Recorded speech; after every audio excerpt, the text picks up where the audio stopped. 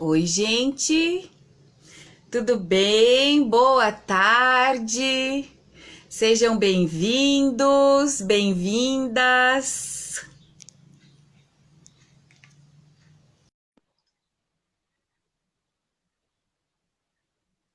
Olá, sejam bem-vindos. Daqui a pouquinho estarei com o psicólogo Vinícius. Oi, Vini. Oi, tá conseguindo me ver? Tô conseguindo te ver, sim. Tudo bom, meu amigo? Tudo bem com você? Tudo jóia. Que boa essa tecnologia que a gente pode se encontrar, né? Verdade, verdade. Que legal! Fiquei muito feliz que você aceitou esse convite para a gente poder bater esse papo sobre um filme muito legal, né, Vini? Sim, sim, sim. Um filme muito interessante. Muito interessante, muito legal. Gente, hoje na nossa sessão de pipoca e psicologia, eu tenho a honra de ter aqui comigo esse nosso convidado, psicólogo Vinícius. Mais uma vez, seja muito bem-vindo. E para a gente fazer na nossa sessão de pipoca e psicologia uma análise do filme Viver Duas Vezes. Esse filme que ele foi lançado em 2019, é um filme espanhol e que vai falar da história do Emílio, um senhor que desenvolve Alzheimer. E aí tem toda uma trajetória com a família dele, o relacionamento, e que eles saem em busca do amor da infância do Emílio. Só que isso tudo é envolto através de muito drama e também comédia, não é, Vinícius? Sim, sim. Bem comovente, rapaz. É, né? Muito, muito interessante. E que a gente pode pensar muito nesse momento que nós estamos vivendo, o cuidado com os nossos idosos, né? Por serem grupo de risco e etc. E o que a gente tem ouvido muito assim, ai, mas eu preciso ter mais paciência com os idosos. Como que é isso? E no filme aparece muito esse dilema entre aquilo que é possível de ser feito e outras questões, outros paradigmas, que essa questão intergeracional acabam se impondo, não é um pouco assim? Sim, sim, sim. Querendo ou não, existe quase como eu poderia dizer, um, um simbolismo, Sim, uma forma com que as pessoas veem os idosos e a forma com que as pessoas respondem a esses idosos por causa desse símbolo, por causa dessa ideia, dessa aham, construção que tem a respeito isso, do. aham, com certeza. Até um estereótipo, né, Vini? Isso é uma boa palavra, um estereótipo, porque É não é isso. baseado realmente em evidências, né? É mais baseado no que as pessoas acham que um bom idoso deveria se comportar e Isso, isso, isso. Exatamente, exatamente. E esse filme ele acaba nos trazendo, assim, nos deixando em alguns momentos emocionados, outros momentos com raiva, e a gente vê essa questão intergeracional, principalmente do Emílio, esse idoso, né, do viver duas vezes. Então, até interessante esse nome, viver duas vezes, porque junto com a sua neta, que são dois opostos. sim, sim, eu achei o relacionamento da neta com o Emílio um dos aspectos mais interessantes sobre o filme, realmente. E, Sim, existem vários estudos, na verdade, que foram demonstram que aham, quanto mais o idoso tem relacionamento com crianças, parece que eles aham, conseguem viver longamente, isso. longevamente, né? A longevidade, né? Exatamente, exatamente. Aham. É muito interessante isso. Até porque, assim, ele se sentia obsoleto por não conhecer algumas coisas da tecnologia. E quando eles começaram a se relacionar e se aproximaram, né, essa neta e esse avô, o quanto que ela se sentiu respeitada e útil por poder ensinar algo, e ele também, o quanto que passou a ter um papel diferente naquela família. Sim, sim, sim. Eu só queria comentar uma coisa interessante, não sei se você conhece, você conhece a hipótese da vovó? Não. A hipótese da vovó é uma hipótese desenvolvida pela psicologia evolucionária, antropologia, que fala que é assim, todos os animais, todas as fêmeas, né, elas Aham. tendem a morrer junto com o ciclo de possibilidade de se reproduzir. Então, quando os gatos, que são os mais próximos de nós, né, Sim. quando uma macaca deixa de ter a capacidade de reproduzir, elas morrem. E a única Ah, espécie que sobrevive esse período fértil é os humanos. E daí tem a teoria da a hipótese da vovó. A hipótese da vovó fala que o motivo pelo qual o ser humano, a mulher, é uma das únicas espécies que consegue sobreviver além desse período da da menopausa, né? fertilidade? Isso. Exatamente. Porque o ser humano é o único na natureza humana, na natureza do mundo. E Olha! e a teoria fala que é por isso que chama a hipótese da vovó. A hipótese da Aham. vovó é a ideia de que os avós têm a função de auxiliar, dentro da evolução do ser humano mesmo, né? Eles ajudaram as mães e aos pais a cuidarem dos mais novos, enquanto eles poderiam trabalhar mais efetivamente. Olha, Então, tem até um estudo, essas pessoas, esses cientistas, que fizeram um estudo no computador para ver o que aconteceria com o ser humano lá no passado, né? aham. Se os avós não cuidassem das crias enquanto os pais fossem trabalhar. E Ah, a vida das pessoas não era tão longínqua, a longevidade não era tão longa e a vida não era tão... aham. Basicamente, os avós Sim. cuidam dos netos e, por cuidar dos netos, esses netos sobrevivem e se tornam adultos. O que talvez não Olha. aconteceria se deixasse nas mãos dos pais, porque eles têm que trabalhar, têm que realizar outras atividades. Eu só lembrei disso, dessa hipótese, por causa do filme, e o quanto que os avós são úteis até hoje Sim. para ajudar Necessários. no cuidado. Exata. Nossa, eu não conhecia essa teoria. Que incrível!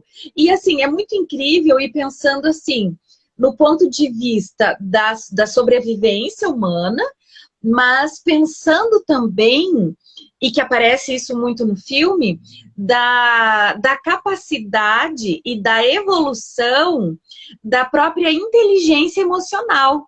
Se a gente pensar que as pessoas idosas, por terem mais tempo de vida, por terem mais histórias de vida, é, eles passam isso, né? Então, é a própria história, a importância de se conhecer essa história, da própria família, de como os avós contam, ai, como era o seu pai, como era a sua mãe quando tinha essa idade.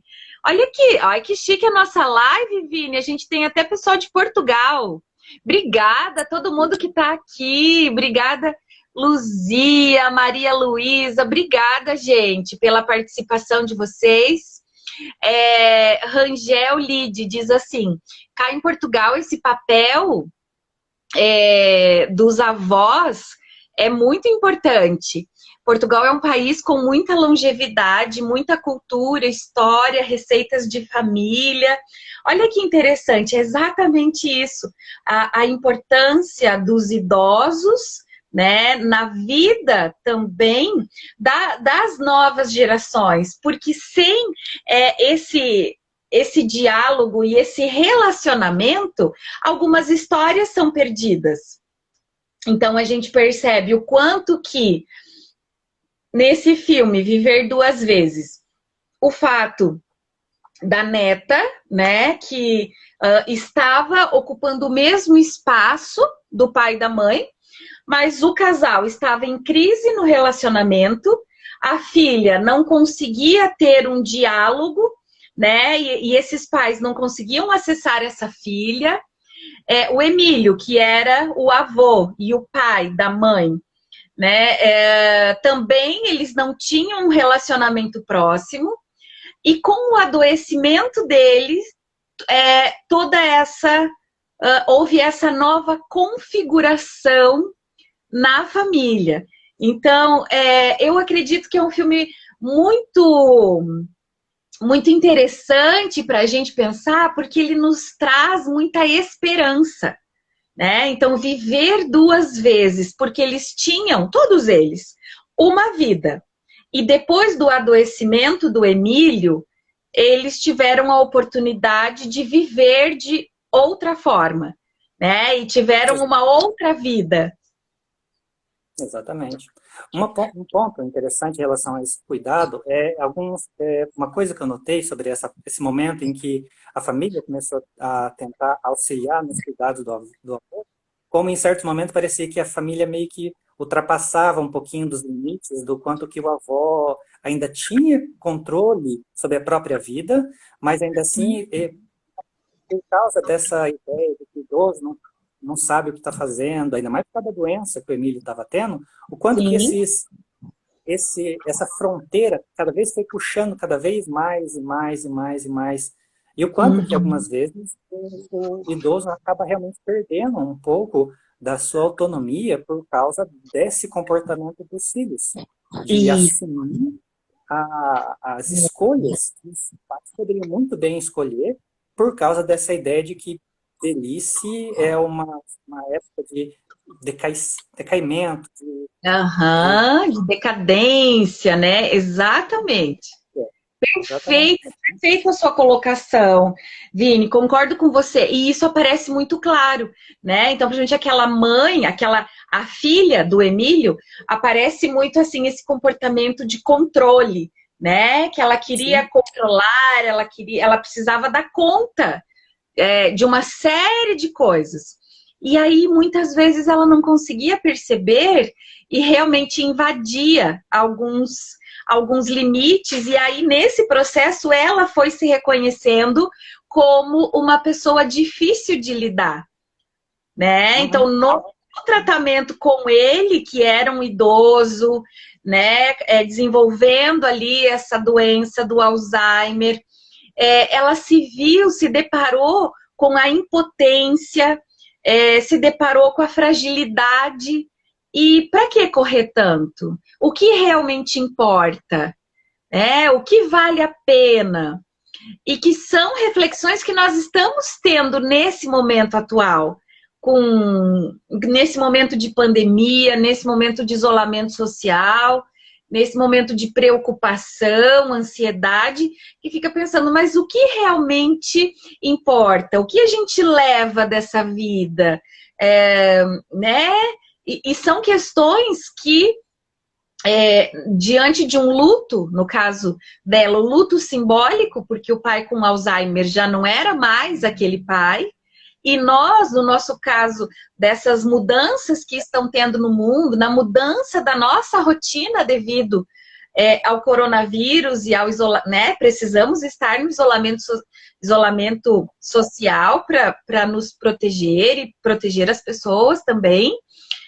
O quanto que tudo isso mudou, mas não significa que mudou para pior. É isso que eu acho interessante no filme, que ele dá essa sensação de esperança.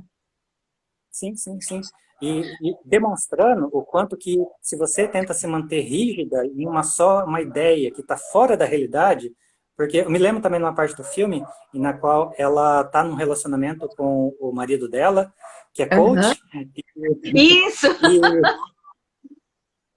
E o marido trai ela, e ela tem uma conversa com a filha de que não vai largar aquele relacionamento por causa da ideia do que é o relacionamento para ela.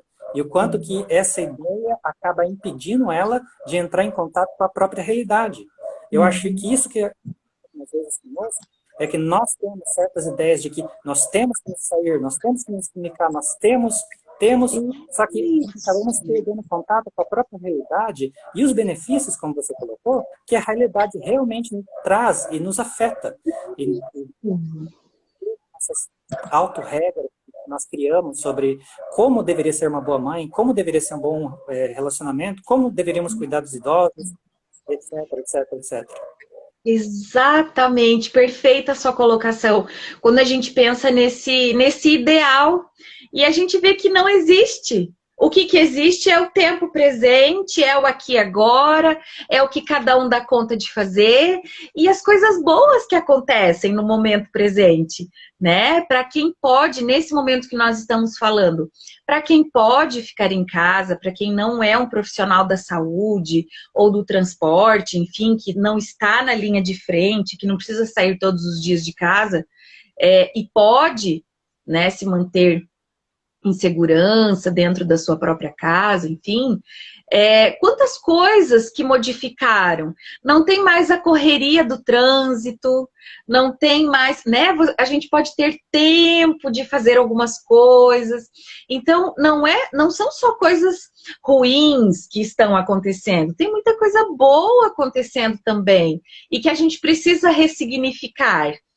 Que, fazendo essa ponte com o filme, foi o que a filha do Emílio conseguiu aprender, né? E entrar em contato com aquela realidade.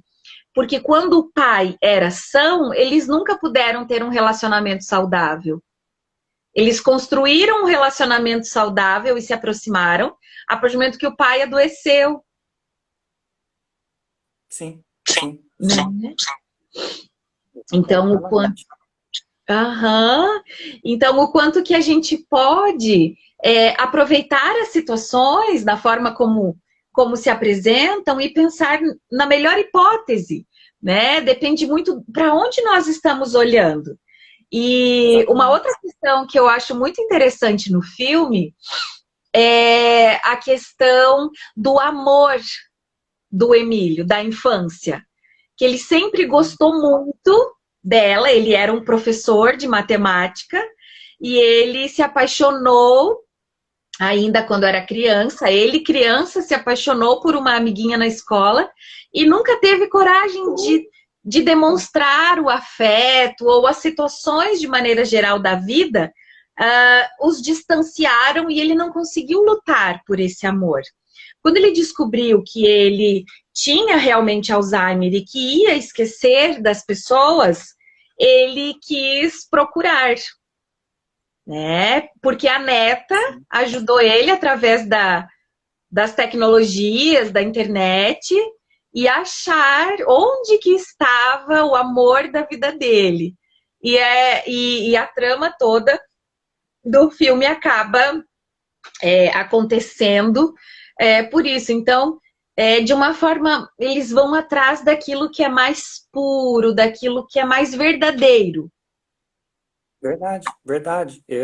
E eu acho também, como você disse, eu acho muito interessante que o Emílio só foi buscar tentar ser autêntico, né, consigo mesmo, com seus sentimentos, né, somente no final da sua vida, quando pareceu que ele estava perdendo os seus valores, porque ele tinha valor muito claro para ele, que ele era um professor de matemática, de uma universidade, que tinha aquela ideia de que deveria ser perseguido, e no final da vida ele acaba retornando para aquilo que ele sente.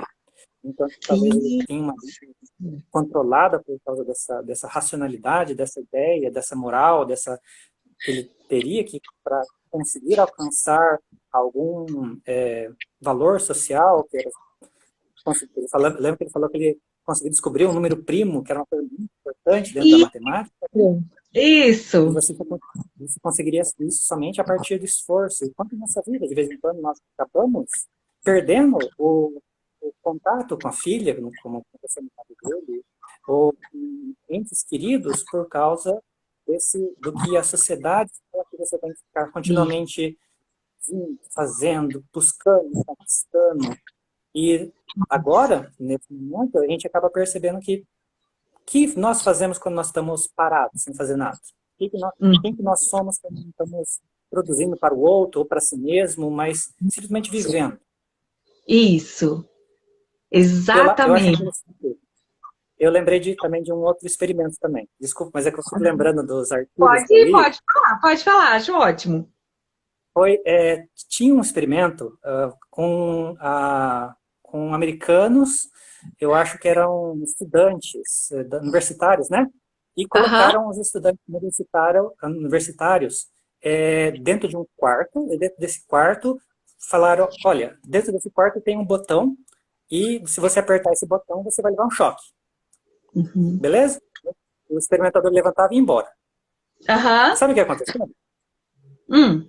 É, 25% das mulheres apertaram aquele botão para experimentar. Pra... 66% dos homens foram lá e apertaram o botão. Sabe, a ideia por trás, o que o pessoal ficou pensando é por que a mulher conseguiu naqueles momentos, né, ficar consigo mesmo e o homem tem que fazer alguma coisa, tem que conquistar alguma coisa, tem que estar em algum tipo de ação, tem que estar sentindo alguma coisa externa para conseguir passar o momento sozinho. Eu acho que é um experimento que demonstra como nós estamos agora em relação a como nós estamos parados, sozinhos mesmo. Com quem Isso, você está? Como você perfeito, está? perfeito. Para que eu Que ideia. preciso buscar esse... Oh, desculpa, pode Perdão. falar. Não, não. É... Então, é interessante é interessante que os homens são os que mais apertaram o botão e, Aham. normalmente, os homens são aqueles que são os mais, como você estava falando, sobre aprendizagem emocional, são os mais analfabetos emocionais. Até na nossa prática clínica, não é, Vinícius? A gente acaba tendo muito mais um público feminino que busca psicoterapia do que o masculino. Os homens, eles vêm já por um encaminhamento de um médico, de um psiquiatra, de alguém da família. Mas dificilmente eles se preocupam, assim, com essa questão da saúde mental, a ponto de falar, não, eu vou investir nisso e agora eu vou cuidar. E aí a gente percebe o peso da questão cultural, né? Um Exatamente. peso forte da questão cultural, do homem ter que, né? Ter que. Exatamente como você falou desse experimento, perfeito. E o quanto que isso é positivo por um lado, no sentido assim, se a gente analisar o Emílio, ele se tornou um professor de matemática, ele gostava do que ele fazia, ele era muito bom no que ele fazia. Então, do ponto de vista racional, ok, né? Ele conseguiu sobreviver, ele conseguiu ter uma profissão, ele conseguiu ser respeitado naquilo que ele fazia. Mas, do ponto de vista da inteligência emocional, ele não conseguia se relacionar com a filha, ele não conseguiu construir esse relacionamento que ele, né, da mulher que ele amava. Então, é muito interessante esse ponto do filme, principalmente para nós psicólogos, né, analisar do ponto de vista da saúde mental, quando ele foi perdendo a saúde física e o medo de esquecer fez com que ele realmente parasse agora é a última chance, é a última vez, é a última oportunidade para investir naquilo que não foi feito uma vida toda. E aí ele entra em contato e quando ele encontra a amada dele, ele tem uma grande surpresa, que ela não sabe mais, né? Ela também tem uma senilidade, enfim, algumas situações lá. A gente já tá dando spoiler aqui. Verdade, muito bem tocado nisso, tá? Apesar que todo mundo tinha assistido, que nem a gente, né? Então, Não tem jeito. E assim, é muito bonito também o fim do filme. O fim eu não vou contar, né? Essa parte a gente pode pular, né, Vini? sim, Mas só sim, vamos boa ideia, dizer boa assim ideia. que o final é surpreendente, né? O final é surpreendente e que nos enche de esperança. porque quantas coisas boas podem acontecer em ambientes né, em situações não tão positivas, ou sei lá. Por que a gente acredita que tem coisas que são totalmente ruins e coisas, né? O sentido somos nós que vamos dar. Então, a importância de olhar para esse momento que nós estamos vivendo e ressignificar de uma forma positiva. Eu estava lendo esses dias uma frase que dizia assim: nós adultos vamos lembrar desse momento que nós estamos vivendo, de pandemia, de isolamento social, enfim, como muita preocupação na área da saúde, muita preocupação, muito medo na questão da economia. Mas as crianças, muitas delas, as que estão protegidas e as que têm um lar protetivo, né?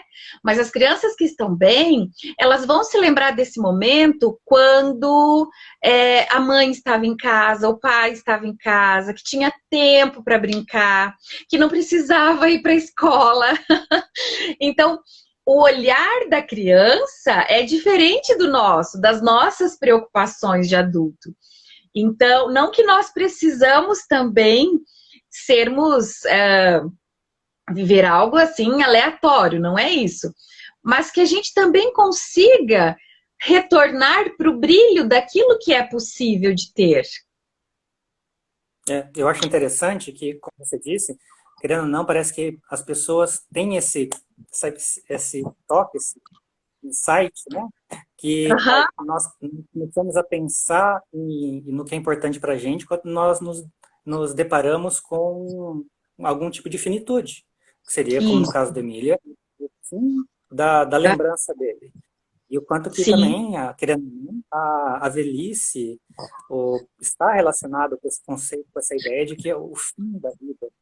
E sempre parece que a pessoa, quando se defronta com essa ideia de fim, é que ele tem que meio que se acordar, igual a gente. Nós temos que meio que se acordar agora por causa do conceito da morte, por causa da ideia de que a morte está rondando. Exatamente, exatamente. E o quanto que nós esquecemos isso em outros momentos. Como se, por exemplo, eu lembro de um ditado, que eu não me lembro quem disse, eu acho que foi algum poeta, na verdade, que para morrer você precisa só de 1 minuto de vida. Não precisa ficar morrendo a vida inteira, né? Exatamente. E o pessoal acaba só pensando em viver quando está indo em direção a morrer. E esquece que toda vida é uma vida que está indo em direção à morte. E querendo ou não falar sobre isso, acaba se tornando um tabu, uma dificuldade para se afastar. Voltando um pouquinho para o filme, o quanto que eu vi, eram mais filósofos meio falando isso, o quanto que algumas pessoas preferem que os avós vão para os abrigos para não ter que ver a expressão que é o decair, o envelhecimento, e o que isso significa. É o conceito de morte e o quanto que isso é afastado, é colocado em outro lugar, no abrigo. Isso. Como uma forma de não tocar, não falar, não viver essa ideia, essa experiência, que é para onde todo mundo está indo, né? Exatamente. De negar, né, Vini? De negação, um processo de negação. Não, eu não quero ver. Você sabe que dentro da tanatologia a gente tem a Elizabeth Kubler-Ross, né, que é um importante nome, e ela diz assim que antes a morte não era um tabu como é hoje, porque as pessoas morriam em casa. Agora as pessoas morrem nos hospitais. Claro, estamos retornando, tem aí toda uma questão de cuidados paliativos e o morrer bem, né? Então, assim, quando a pessoa não tem mais nenhuma expectativa de vida, geralmente ela volta para casa para morrer com os familiares, para ter mais dignidade também nessa passagem. Mas nós vemos que houve esse distanciamento justamente porque a nossa sociedade não dá conta de ver o sofrimento, a dor. E quando a gente pensa num processo de aprendizagem, não que sempre tenha que ser sofrido, e não que sempre tenha que doer, mas todo o processo de mudança, de crise, ele vai passar por uma quebra, por um término, por um fim. E nesse mundo que nós estamos vivendo, tão fluido, como diria Bauman, né? De relações fluídas, de relações líquidas, em que a gente olha as nossas fotos do Instagram e vê que né, tá todo mundo feliz, todo mundo bem, sempre tudo ótimo. Mas a gente precisa lembrar que as redes sociais é como se fossem porta-retratos, é como se fosse um pedacinho da nossa vida e da vida das pessoas, não é toda a vida. Né? No porta-retrato, a gente vai escolher as nossas melhores fotos. E não é assim que acontece? Mas não são todos os dias que são de festa, não são todos os dias que nós estamos felizes. Nós temos momento de tédio, né? Nessa quarentena, falar, o que eu vou fazer? Né? Não sei. Ai, que chato, ai, que saco. Então, é natural, as crianças ficam entediadas, e a gente precisa entender isso, porque a vida não é um parque de diversão. A gente precisa dessa frustração, isso é super saudável. Eu acho interessante também notar que o quanto que nós acabamos pegando certas ideias e considerando como natural, e isso tem efeitos muito importantes sobre a subjetividade, sobre o outro. Por exemplo, o idoso que é colocado dentro de um asilo. Como isso parece uma forma de discriminação em relação a essa ideia, tá? Essa tentativa de afastar esse conceito. A forma com que as pessoas têm a forma que lidam com o idoso, muitas vezes eles tratam como, não, isso é natural, chega um momento da vida que ele tem que ir para um abrigo, é natural, que a forma que o idoso tem de decaimento, como eu falei, dessa biologicamente mais o declínio biológico, exatamente, isso causa uma discriminação, porque pensa a respeito, nós não queremos, quais outros grupos que são separados e afastados que têm um discurso de naturalização? O quanto da nossa história foi que a mulher é inferior porque ela naturalmente tem que ficar dentro de casa. Isso. Outras raças deveriam ser colocadas em outros trabalhos porque naturalmente é natural. Sim. E o quanto que para o idoso acaba se tornando isso. É natural que nós lidemos com o idoso considerando ele como um inválido, porque ele é assim, é natural. E não existe essa naturalidade. Se esse decair, essas dificuldades cognitivas e biológicas fossem algo inevitável, todos os idosos teriam os mesmos efeitos biológicos. No entanto, quantas histórias você vê de idosos que são autotouristas, como é que é que ficam fazendo exercício? Isso. Idosos que estão lá subindo o Everest, idosos que estão escrevendo livro, idosos que estão... E exemplos maravilhosos na história, né? Cora Coralina, por exemplo, e tantos outros. É justamente isso que a gente precisa perceber, né? E ter esse olhar, porque nem sempre foi assim, né? Ao longo da história, pela primeira vez na história, o jovem é o detentor do saber. Então, isso que aparece muito nesse filme. A neta sabia mais do que o avô em muitas coisas. Era um mundo que ele não sabia. Mas esse avô tinha a capacidade de oferecer para essa neta um mundo que ela também não conhecia. Então, nesse filme, num outro filme que nós discutimos semana passada com a psicóloga Luzia, aqui nós trabalhamos aquele filme Um Senhor Estagiário, né, muito bacana, que ele também já aposentado, idoso, e ele vai buscar uma vaga de estagiário. E o quanto que essa conversa entre as gerações precisa acontecer, porque um tem muito para ensinar para o outro. Os millennials, né, o avanço que nós tivemos nessas últimas gerações, marcou muito a nossa subjetividade, porque o avanço tecnológico que nós tivemos do ano 2000 para cá é um marco histórico, né? Nas outras décadas nós tínhamos avanços, mas não tão expressivo como foi do ano de 2000 para cá. Né? Então, se a gente pensar 10 anos atrás, a gente não tinha WhatsApp. Acho que é 5, 6 anos atrás que começou assim esse boom. Né? E hoje, como que a gente imagina? Nossa, sério? Sem WhatsApp, sem Telegram, sem Zoom, sem nada desses aplicativos, como que era possível viver? Né? Então, essa troca de informação é muito rica. A neuropsicóloga Luzia Raimundo diz assim: os avós significam enriquecimento familiar, oportunidade de aprender pela experiência, valorização parental e perpetuação da história. É muito lindo esse filme, exatamente, Luzia, lindo, lindo, lindo esse filme. E essa questão de perpetuação da história, né? Essa questão mesmo da cultura, da tradição que é passada de geração em geração, é muito interessante e necessária. O Rangel Lide diz assim: percebo que o homem só dá valor em muitas coisas quando vão perder. O ser humano sempre acha que sempre vai ter todo o tempo do mundo. E quando perdemos o direito de ir e vir, começamos a dar valor nas coisas que tínhamos todos os dias. Exatamente. Nesse momento que nós estamos vivendo, por exemplo, né?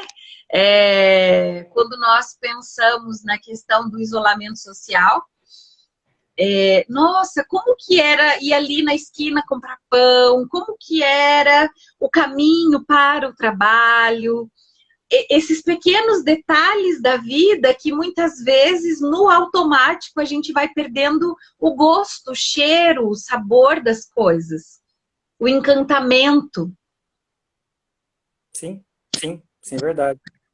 Como você disse, nós estamos vivendo um momento agora em que nós temos que reconstruir certos alicerces, certos novos valores. Sim, isso. Não. E, querendo ou não, hoje nós estamos vivendo um mundo em que esses alicerces são um pouquinho difíceis de serem mantidos, discutidos. Eu estou pensando a respeito dessa questão o quanto que parte da população tem uma certa,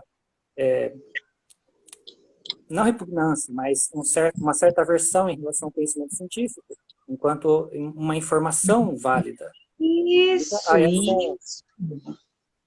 Nós estamos que vivendo é muito preocupante em pleno 2020, né, Vini? Em pleno 2020. Por quê? Porque todo mundo percebe que o conhecimento de ontem é diferente do de hoje. E o de hoje é bem provável que vai ser diferente da amanhã. Logo, parece que o pessoal meio que tipo, então deixa tudo para lá, então nada é verdade, não importa nada.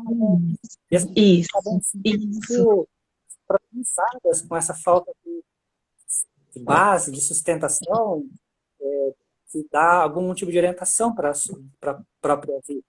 Enquanto o importante, eu acho que o importante é a busca por aquilo que é importante e aquilo que é significativo, e o quanto que nós esquecemos que esse processo já é valorativo. O resultado pode mudar, o mundo é fluido, né? Como o Paulo colocou. Isso, exatamente. E que ou a gente poderia até citar mesmo aquele outro autor que diz assim: a felicidade não é o ponto final, a felicidade é o caminho. É no processo, é na viagem que a gente se diverte também. As coisas não estão prontas e acabadas. A mudança, ela acontece a todo momento. Exatamente, exatamente. E por que o conhecimento não pode ser assim também? Porque podemos reconhecer que o conhecimento está sendo construído continuamente, que a gente não vai chegar a uma verdade final acabada e... Não, o ser Isso, humano até porque não existe acabado, uma única verdade. Não existe. E quando nós olhamos e pensamos dessa forma, é muito preocupante, né? É muito preocupante a gente ver uma certa parcela refutando o conhecimento científico, movimentos que não acreditam em vacina, enfim, e por aí vai. Então, isso é muito perigoso, né, de nós termos, no momento atual, em dias, né, de 2020, nós termos um pensamento assim, mas o que eu acredito, na esperança e na possibilidade de mudança, nós podemos evoluir sempre, né? Então, é isso que a gente precisa se agarrar e pensar.